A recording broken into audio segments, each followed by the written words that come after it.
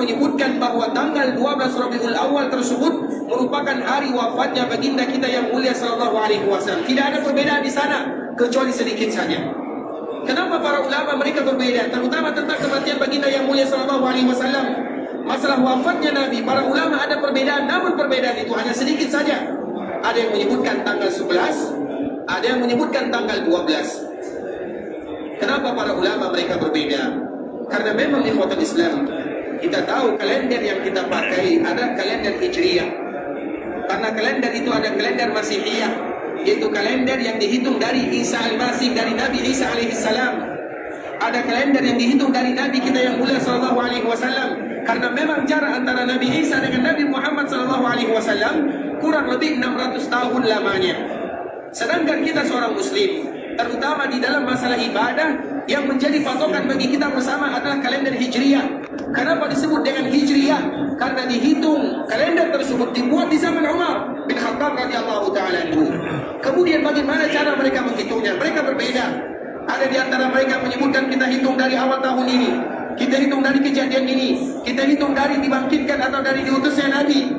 Namun perkataan yang paling kuat ketika mereka berpendapat dan akhirnya mereka bersepakat, mereka menyebutkan kita hitung kalender tersebut dari hijrahnya Nabi dari kota Mekah menuju Madinah, sehingga disebut dengan Hijriyah.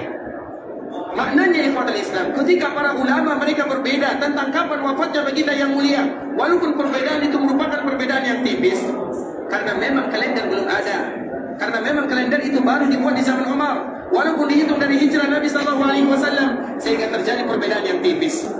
Begitu juga dengan hari kelahiran Nabi SAW. Di hari kelahiran Nabi SAW, para ulama itu lebih kuat lagi perbedaannya. Bahkan ada yang menyebutkan 8 perkataan para ulama, 9 bahkan lebih. Ada yang menyebutkan Nabi lahir di bulan Rabiul Awal. Namun di bulan Rabiul Awal ini tanggal berapa Nabi lahir? Ada yang menyebutkan tanggal 8, tanggal 11, tanggal 12, tanggal 13. Ada yang menyebutkan Nabi lahir di bulan Safar. Kemudian mereka berbeda tanggal berapa. Ada yang menyebutkan di bulan Rajab, ada yang menyebutkan di bulan Ramadan. Itu ada perkataan-perkataan para ulama. Kenapa mereka berbeda? Karena memang di hari kelahiran Nabi tersebut belum ada kalendernya, belum ada tanggal hijriyahnya. Kalau seandainya para ulama mereka berbeda di hari wafatnya Nabi yang mulia, begitu juga perbedaan lebih kuat lagi, karena jaraknya antara wafat Nabi dengan kelahiran Nabi lebih daripada 60 tahun lamanya. Sehingga para ulama itu mereka hanya sepakat yang ijma' para ulama, sebagaimana yang dinukilkan, ijma' para ulama itu ada 2. Selebihnya itu terjadi perbedaan di antara mereka. Ijma' yang pertama, Nabi lahir pada tahun gajah. Itu ijma'. Sebuah kisah yang sangat indah yang diabadikan oleh Allah di dalam Al-Quran. Kemudian yang kedua, ijma' para ulama diambil dari hadis Nabi yang mulia, yaitu Nabi lahir di hari Senin. Kedua kalimat ini, Nabi lahir di tahun gajah, ijma'. Nabi lahir di hari Senin, ijma', diambil dari hadis Nabi yang mulia. Sedangkan kapannya mereka berbeda dengan perbedaan yang kuat sekali. Apa alasannya? Apa penyebabnya mereka berbeda? Karena mereka berbeda adalah menentukan kalendernya, karena hijriyah itu baru dihitung dari hijrahnya Nabi SAW dari Mekah menuju Madinah. Begitu juga hari wafatnya Nabi SAW. Mereka juga berbeda, dinukilkan oleh para ulama. Salah satunya adalah Imam Ibnu Hajar, Imam Ibnu Katsir, yang mana mereka itu adalah, kalau bahasa kitanya, mereka itu satu angkatan. Imam Ibnu Hajar, Imam Ibnu Katsir, Imam Az-Zahabi, yang mana para ulama-ulama yang tahun ini merupakan tahun keemasan bagi kaum muslimin, yang muncul ulama-ulama. Bahkan ada di antara para ulama yang menyebutkan setelah Ibnu Hajar maka tidak akan ada lagi ilmu yang lebih kuat, yang lebih tinggi, yang lebih fasih daripada Ibnu Hajar tersebut. Makanya disebutkan la fathah ba'dal fathah. Tidak ada fathah setelah fathah. Maknanya Imam Ibnu Hajar punya kitab Fathul Bari. Tidak akan ada kitab yang pernah sama dengan kitab Fathul Bari. Dan mereka itu satu level semuanya, satu angkatan, satu alma mater, satu guru. Imam Ibnu Hajar, Imam Ibnu Katsir, Imam Az-Zahabi, semuanya. Maknanya ikhwatul Islam, kalau seandainya mereka menukilkan kepada kita ada perbedaan para ulama, terutama kapan wafatnya baginda yang mulia sallallahu alaihi wasallam, dan itu adalah sesuatu yang wajar, karena memang penentuan kalender terutama di zaman terdahulu tidak semudah di zaman kita ini. Terlepas daripada perbedaan para ulama tersebut, intinya Nabi SAW wafat di hari Nabi SAW dilahirkan. Nabi wafat sebagaimana Nabi lahir di hari Senin. Nabi juga wafat di hari Senin. Sehingga di antara bentuk rasa syukur Nabi SAW. Kalau ada di antara kita yang ingin bersyukur sebagaimana Nabi SAW bersyukur, dan kita harus bersyukur terutama hari kelahiran Nabi SAW, di antara salah satu caranya lakukan sebagaimana yang dilakukan oleh Nabi. Karena di antara bentuk rasa syukur Nabi SAW, Nabi berpuasa setiap hari Senin tersebut. Karena Nabi menyebutkan ketika Nabi ditanya, "Ya Rasulullah, kenapa engkau berpuasa di hari Senin?" Hari itu adalah hari di mana Allah melahirkan diriku. Sehingga kalau seandainya kita ingin bersyukur terhadap kelahiran Nabi, maka setiap minggu kita harus bersyukur, karena hari Senin itu adalah hari di mana setiap minggunya Nabi SAW tidak pernah meninggalkan puasa di hari Senin. Kemudian terlepas daripada itu semua, ikhwatul Islam, di hari Senin itu juga lah Allah Subhanahu wa taala memanggil kekasihnya Rasulullah SAW. Kemudian ketika Rasulullah SAW meninggal, maka kemarin telah kita sebutkan apa yang diucapkan oleh Umar bin Khattab radhiyallahu taala anhu, "Wallahi ma mata Rasulullah SAW." Rasulullah SAW ketika meninggal, maka Abu Bakar menyebutkan atau Umar menyebutkan, "Demi Allah, Nabi itu tidak meninggal." Saking Umar ini tidak percaya dengan kepergian baginda yang mulia SAW. Umar ini bukan berarti tidak percaya. Dia percaya Nabi SAW akan meninggal, namun karena kecintaannya yang luar biasa kepada Rasulullah SAW, maka dia tidak bisa menahannya. Sama seperti kita, ikhwatul Islam. Kalau ada di antara orang yang paling kita cintai, kita sayangi dirinya, kemudian dia meninggal, maka akan ada kata-kata yang menunjukkan, "Ya Allah, kenapa cepat sekali engkau memanggil dirinya?" atau kalimat-kalimat yang seperti itu. Karena kita terlalu sayang kepadanya. Sahabat Nabi SAW adalah manusia yang paling sayang kepada Nabi. Tidak akan pernah ada manusia yang sayang kepada Nabi melainkan sahabat Nabi SAW. Tentunya mereka yang pertama, mereka yang hidup bersama Nabi, mereka yang berjuang bersama Nabi, mereka yang mengorbankan semuanya untuk Nabi, harta, jiwa, raga dikorbankan semuanya untuk Nabi SAW. Salah satunya adalah Umar bin Khattab radhiyallahu taala anhu. Sehingga wajar ketika dia mengatakan yang demikian, "Wallahi ma mata Rasulullah SAW." Demi Allah, Rasulullah SAW belum meninggal sampai kami memerangi orang-orang munafikun, kata Umar bin Khattab radhiyallahu taala anhu. Kemudian di kota Islam, ibunda kita Aisyah radhiyallahu taala anha kembali menceritakan tentang kejadian yang terjadi kepada Nabi, terutama setelah wafatnya Rasulullah SAW, yaitu perkara tentang Abu Bakar As-Siddiq radhiyallahu taala anhu. Sebelumnya kita menyebutkan Abu Bakar As-Siddiq berada di luar Madinah, berada di sebuah tempat yang tidak jauh dari Masjid Quba yang bernama Sunnah. Kemudian ketika Abu Bakar mendengarkan wafatnya baginda yang mulia sallallahu alaihi wasallam, maka dia memacu kudanya sampai Abu Bakar masuk ke dalam masjid. Kemudian ada WhatsApp, tolong buka. Kemudian maka dia pun masuk ke dalam rumah putrinya Aisyah radhiyallahu taala anha. Dia melihat Nabi sallallahu alaihi wasallam bitaubin hibarah. Nabi sallallahu alaihi wasallam sudah ditutup terutama mukanya dengan pakaian hibarah. Hibarah itu adalah ciri-ciri pakaian yang berasal dari daerah Yaman. Dan selalu kita sebutkan di ikhwatul Islam, apabila kita sebutkan daerah Yaman, terutama dulu di zaman Nabi sallallahu alaihi wasallam, kita tahu Taif. Ada Taif yang tidak jauh dari kota Madinah, yang tidak jauh dari kota Mekah, yang jaraknya sekitar 200, 220 atau 250 dari Mekah. Itu ada namanya Taif, yang bahkan semua jemaah sekarang mereka sudah merutinkan pergi ke Taif karena mungkin ada sejarah-sejarah yang indah di sana. Nah, di belakang Taif ini, ikhwatul Islam, semuanya di belakang Taif ini semuanya disebut dengan Yaman. Dulunya disebut dengan Yaman, sehingga ada di Ka'bah itu ada namanya rukun Yaman atau rukun Yamani. Maknanya daerah yang ada di sana semuanya menunjukkan daerah Yaman, maka disebut dengan rukun Yamani. Intinya ikhwatul Islam, pakaian hibarah ini adalah pakaian yang berasal dari daerah Yaman, pakaian yang ada garis-garisnya. Karena memang orang-orang terdahulu, terutama orang-orang Yaman, mereka terkenal dengan pakaian-pakaiannya. Dan Nabi SAW ditutup wajahnya, terutama di akhir kehidupan Nabi SAW, dengan pakaian tersebut. Kemudian apa yang dilakukan oleh sahabat Abu Bakar As-Siddiq? Fakashafa an wajhihi, maka Abu Bakar membuka, menyingkap muka Nabi yang mulia SAW. Kemudian dia pun mencium kening Nabi SAW. Fabaka, yang mana Abu Bakar pun sambil mencium kening Nabi sambil meneteskan air mata. Dan ini kami mohon maaf ikhwatul Islam, kalau kami salah kami mohon dimaafkan, tapi kami sampaikan. ketika coba bayangkan Nabi yang meninggal, kemudian Abu Bakar yang datang. Abu Bakar itu orang yang paling sayang kepada Nabi, orang yang paling cinta kepada Nabi. Makanya selalu kita sebutkan sebuah kisah yang sangat indah ikhwatul Islam. Abu Bakar itu semuanya dia korbankan. Bahkan pernah Rasulullah itu tidur di atas pahanya Abu Bakar As-Siddiq. Padahal itu adalah mertuanya. Tapi dia menantu, Abu Bakar As-Siddiq menantu nabinya, rasulnya, saudaranya, sahabatnya. Yang mana Abu Bakar tidak pernah berpisah dan meninggalkan Nabi dalam keadaan apa saja. Pernah Nabi itu, pernah Nabi tidur di pahanya Abu Bakar As-Siddiq radhiyallahu taala anhu di dalam rumah. Kemudian ikhwatul Islam, ketika tidur, maka Abu Bakar ini ingin Nabi sallallahu alaihi wasallam tertidur pulas, tidak ada yang mengganggunya. Kemudian ketika Nabi sallallahu alaihi wasallam sedang tertidur, ada yang menyebutkan ada kalajengking yang menghampiri Nabi dan juga Abu Bakar As-Siddiq. Di dalam riwayat yang lain disebutkan ada ular yang mendampingi atau yang menghampiri Abu Bakar dan Nabi sallallahu alaihi wasallam. Apa yang dilakukan oleh Abu Bakar As-Siddiq? Nabi berada di atas pangkuannya. Kalau dia bergerak, Nabi terbangun.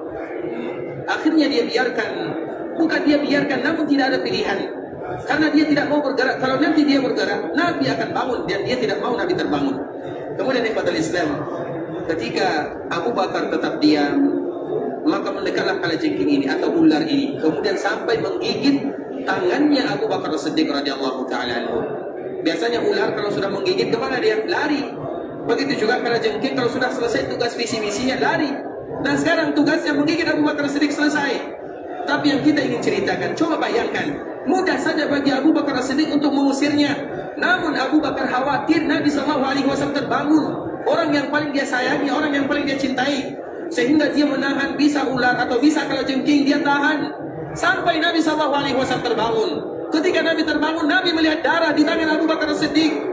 Maka Nabi bertanya, wahai Abu Bakar, apa yang terjadi? Abu Bakar menceritakan, aku tidak mau engkau terbangun ya Rasulullah, maka aku biarkan. Maka dihisablah oleh Nabi SAW. Dan Abu Bakar menyebutkan, aku melihat racun itu keluar dari tangannya. Karena kalau racun itu ada, bisa jadi menyebabkan wafatnya Abu Bakar As-Siddiq radhiyallahu taala anhu. Maknanya ikhwatul Islam, yang kita ingin sampaikan, begitulah kecintaan Abu Bakar As-Siddiq kepada Nabi SAW. Kalau seandainya dia mengusirnya, mudah terusir, namun dia rela. Kalau seandainya tidak disebutkan kepada Nabi, bisa jadi Abu Bakar meninggal karena racun ular, karena racun ini kita tidak tahu. Tapi iman, kecintaan yang luar biasa, yang dia ingin berikan contoh kepada kita bersama, siapa dan bagaimana seharusnya kita mencintai Nabi yang mulia sallallahu alaihi wasallam. Semuanya mereka korbankan. Sehingga Abu Bakar As-Siddiq radhiyallahu taala anhu ikhwatul Islam, ketika Nabi meninggal, wajar kalau seandainya dia sedih, dia menangis, dia meneteskan air mata, karena memang hatinya Abu Bakar adalah hati yang raqiq, hati sahabat Nabi yang paling lemah, yang paling lembut, yang mudah untuk meneteskan air mata adalah hati Abu Bakar As-Siddiq radhiyallahu taala. Sehingga yang ingin kita sampaikan, makanya kami mohon maaf kalau seandainya ada kesalahan terhadap penyampaian ini. Ketika Nabi SAW atau ketika Abu Bakar As-Siddiq radhiyallahu taala anhu membuka Nabi yang tidak lagi bernafas, maknanya betul-betul sudah dipanggil oleh Allah, karena memang tujuan Abu Bakar membuka wajah Nabi untuk memastikan Nabi SAW. Padahal dia tahu Nabi sudah meninggal, namun ingin kembali dipastikan apakah Nabi betul-betul sudah dipanggil oleh Allah. Sehingga dibuka wajahnya, dibuka wajah dari penutup kain tersebut, maka dia pun menangis, kemudian mencium Nabi SAW. Kemudian ketika Abu Bakar mencium Nabi SAW, ada tidak kemungkinan? Nah, ini mungkin bisa kita jawab nanti masing-masing ya. Tapi ini merupakan sejarah, karena disebutkan di dalam hadis oleh Aisyah radhiyallahu taala anha yang dikeluarkan oleh Imam Bukhari. Ada tidak kemungkinan ketika Abu Bakar mencium Nabi, air mata Abu Bakar menetes di wajah Nabi sallallahu alaihi wasallam? Ada atau tidak kemungkinannya demikian? Ada. Dan itu perkara yang biasa ikhwatul Islam. Orang yang paling kita cintai, kemudian dipanggil oleh Allah Subhanahu wa taala. Siapa yang tidak akan meneteskan air mata? Salah satunya adalah sahabat Abu Bakar As-Siddiq. Makanya ketika mencium Nabi di antara kedua keningnya, Abu Bakar meneteskan air mata. Bisa jadi air mata yang diteteskan oleh Abu Bakar As-Siddiq mengenai Nabi SAW tidak menjadi masalah. Abu Bakar menangis, dan wajib dia menangis. Itu adalah menantunya, itu adalah nabinya, itu rasulnya, itu sahabatnya, itu orang yang paling dia cintai. Wajar kalau seandainya demikian. Kemudian pada akhirnya Abu Bakar As-Siddiq radhiyallahu taala anhu kembali menutup wajah Rasulullah sallallahu alaihi wasallam, dan dia pun akhirnya menyebutkan bi abi anta wa ummi, demi bi abi anta wa ummi, ayah dan ibuku yang menjadi tebusannya ya Rasulullah. Wallahi la yajma'ullahu 'alaika mautatain, sesungguhnya Allah tidak akan mengumpulkan untukmu dua kematian. Karena memang kita ini disebutkan oleh Allah Subhanahu wa taala, dua kali hidup, dua kali meninggal. Dua kali hidup, dua kali meninggal. Siapa yang tahu kapan dua kali hidup, kapan dua kali meninggal? Semua manusia dua kali hidup, dua kali meninggal. Ada yang tahu? Dua kali hidup, dua kali meninggal.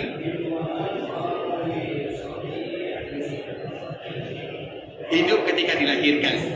Sebelumnya kita tidak ada nyawa, berarti meninggal. Berarti satu-satu. Hidup nanti di alam barzah, meninggal di alam barzah. Kemudian nanti akan kembali lagi dihidupkan oleh Allah Subhanahu wa taala. Makanya kita semua dua kali hidup, dua kali meninggal. Makanya itulah yang disebutkan oleh Abu Bakar As-Siddiq radhiyallahu taala. Wallahi la yajma'ullahu 'alaika mautatain. Demi Allah, sesungguhnya Allah Subhanahu wa taala tidak akan mengumpulkan untukmu dua kematian. Ammal mautatul lati kutibat 'alaika faqad muttaha. Sedangkan kematian yang telah dituliskan oleh Allah untuk dirimu, engkau sudah meninggal dan betul-betul sudah meninggal wahai Rasulullah. Dan itu merupakan ucapan Abu Bakar As-Siddiq radhiyallahu taala anhu. Kemudian apa lagi yang terjadi ikhwatul Islam? Disinilah momen indah Abu Bakar As-Siddiq, momen yang luar biasa. Makanya Abu Bakar ini, kalau kita bercerita tentang Abu Bakar itu, siapa yang tahu nama Abu Bakar As-Siddiq? Biasa kita dengar Abu Bakar. Namanya siapa? Ada yang tahu? Ada yang masih ingat? Siapa yang tahu tentang nama Abu Bakar As-Siddiq radhiyallahu taala? Ada yang tahu ini untuk dia? Hadiahnya. Siapa nama Abu Bakar As-Siddiq? Tapi tidak boleh tengok Google. Berarti hadiahnya dimasukkan lagi ya. Abdurrahman. Abu Bakar As-Siddiq namanya adalah cari sendiri. Dia cari sendiri. Tadi kepada Islam, Abu Bakar As-Siddiq radhiyallahu taala anhu, dia jaraknya dengan Nabi hanya 2 tahun saja.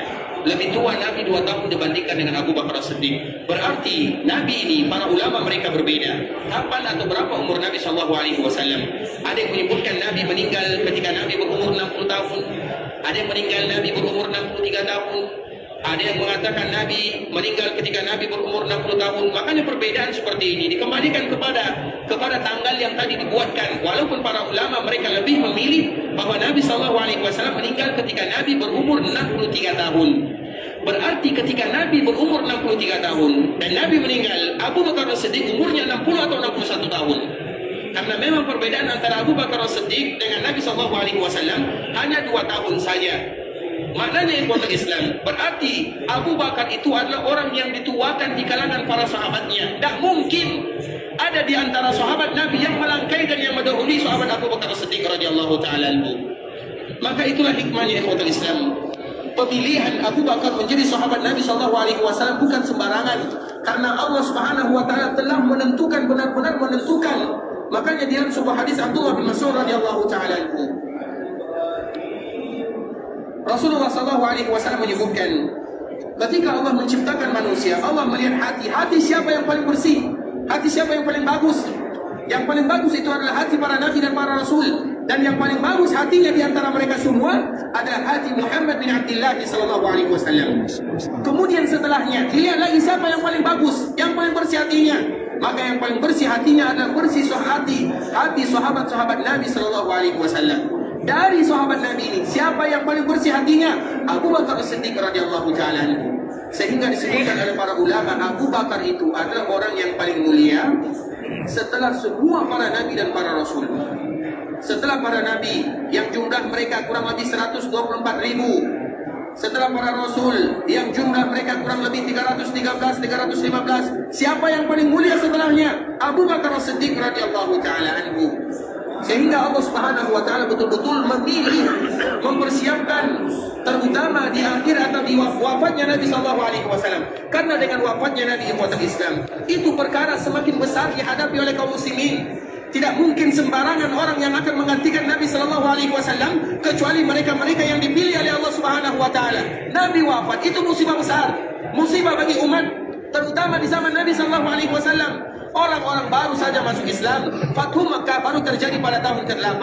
Kemudian peperangan yang lainnya baru terjadi pada tahun ke-9, pada tahun ke-10. Usama yang merupakan orang yang dicintai Nabi baru diutus oleh Nabi, belum sampai di tempat yang dituju. Maknanya perluasan kaum muslimin masih dilakukan. Orang-orang baru saja masuk Islam. Bahkan ada di antara mereka yang mungkin masuk Islam hanya karena takut kepada Nabi saja. Tapi kalau seandainya Nabi sudah meninggal, apa yang terjadi? Terjadilah apa yang ditakutkan. Apa yang terjadi? Banyak di antara mereka yang kembali meninggalkan agama Nabi sallallahu alaihi wasallam. Makanya berat menjadi Abu Bakar As-Siddiq ketika dipilih oleh Allah Subhanahu wa taala, berat, bukan sembarangan. Makanya di zaman Abu Bakar As-Siddiq saking beratnya perkara yang dia lakukan atau yang dia hadapi, masalah salat tarawih di bulan Ramadan saja tidak sempat diurus oleh Abu Bakar As-Siddiq radhiyallahu taala. Makanya tidak ada sholat jamaah di Abu Bakar As-Siddiq. Di zaman Abu Bakar As-Siddiq tidak ada sholat berjamaah di bulan Ramadan.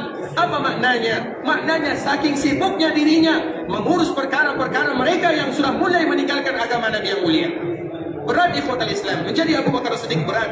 Tapi Allah pasti akan membantu sahabat Nabi-Nya, Khalifatul Rasulullah sallallahu alaihi wasallam. Sehingga Abu Bakar As-Siddiq walaupun dia hanya memimpin kaum muslimin 2 tahun saja, namun seolah-olah Abu Bakar itu kalau diibaratkan memperbaiki dinding-dinding yang hampir saja roboh. Dan tidaklah Abu Bakar As-Siddiq meninggal kecuali dinding itu semakin kuat.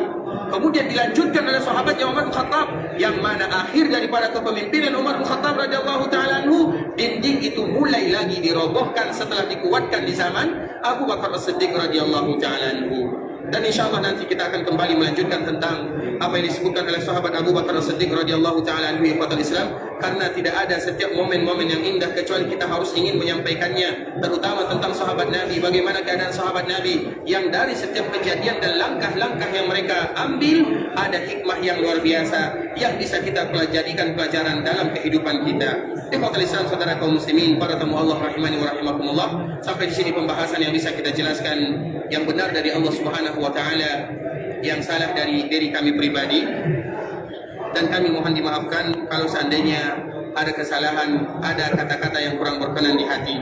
Sebelumnya kami mohon maaf ikhwatul Islam, ini bukan promosi, tapi ini untuk saling berbagi saja. Kalau biasanya muhadarah yang kami sampaikan ini, alhamdulillah sudah kami tulis sedikit-sedikit dioret-oret. Kalau ada di antara kita yang mungkin cepat waktu mereka sedikit tinggal di kota Madinah sehingga tidak tahu kelengkapan ceritanya, atau ada di antara kita yang awal ceritanya mereka tidak tahu, maka nanti bisa diminta PDF-nya. Ini bukunya tidak banyak, hanya 200 halaman saja. Insyaallah 2 jam, 3 jam selesai bagi kita untuk membacanya. Di sini berkaitan dengan kota Madinah, nama Madinah, keutamaan Madinah, apa saja yang diziarahi di kota Madinah, dan juga cerita tentang Nabi yang mulia, terutama di akhir kehidupan Rasulullah SAW. Kemudian adab-adab yang harus dijaga oleh kaum muslimin ketika mereka berada di kota Madinah. Kalau nanti ada yang minta sama saudara kami yang ada di bawah, dan kami mohon dimaafkan kalau seandainya buruk tulisannya, tapi itu untuk hanya sekedar berbagi saja. Mana tahu ada di antara kita yang menginginkan, maka nanti bisa kita baca untuk menambah nuansa ilmu kita, terutama terhadap kota Madinah, karena wajib bagi kita bersama untuk mencintai kota Madinah. Dan di antara salah satu bentuk kecintaan kita kepada kota Madinah, kita harus tahu tentang Madinah itu sendiri, karena memang Madinah juga memiliki hati sebagaimana kita memiliki hati. Madinah itu juga bisa memilah dan memilih, dan kita ingin selalu menjadi orang-orang yang dipilih oleh kota Madinah agar kita selalu diberikan kesempatan bisa datang ke kota Madinah. Dan semoga Allah Subhanahu wa taala mengabulkannya. Kepada Islam, saudara kaum muslimin, para tamu Allah rahimani wa rahimakumullah, sampai di sini yang bisa kami sampaikan. Bagi kita yang ingin meninggalkan kota Madinah, semoga Allah Subhanahu wa taala memberikan kemudahan dan kelancaran kepada mereka bersama. Kalau ada di antara kita yang ingin pulang ke kampung halamannya, Allah kumpulkan mereka bersama keluarganya dalam keadaan sehat walafiat. Kalau ada di antara kita yang pergi ke Mekah, semoga Allah terima amal ibadahnya. Allah kabulkan doa dan permintaannya. Allah jadikan umrahnya adalah umrah yang mabrurah, umrah yang makbulah. Allah jadikan sa'i mereka sa'i yang masykur, dan dosa mereka dosa yang diampunkan oleh Allah Subhanahu wa taala. Kita tutup majelis majelis kita ini dengan membaca doa kafaratul majelis. Subhanakallahumma bihamdika asyhadu an la ilaha illa anta astaghfiruka wa atubu ilaik. Wa sallallahu wa sallim ala nabiyyina wa habibina wa khalilina wa sayyidina Muhammadin wa ala alihi wa sahbihi wa sallam tasliman katsira. Assalamualaikum warahmatullahi wabarakatuh. Waalaikumsalam warahmatullahi wabarakatuh. Itulah kajian rutin di pojok kota Madinah untuk kalangan orang-orang Indonesia dengan menggunakan bahasa Indonesia. Semoga bermanfaat untuk kita sekalian. Wassalamualaikum warahmatullahi wabarakatuh.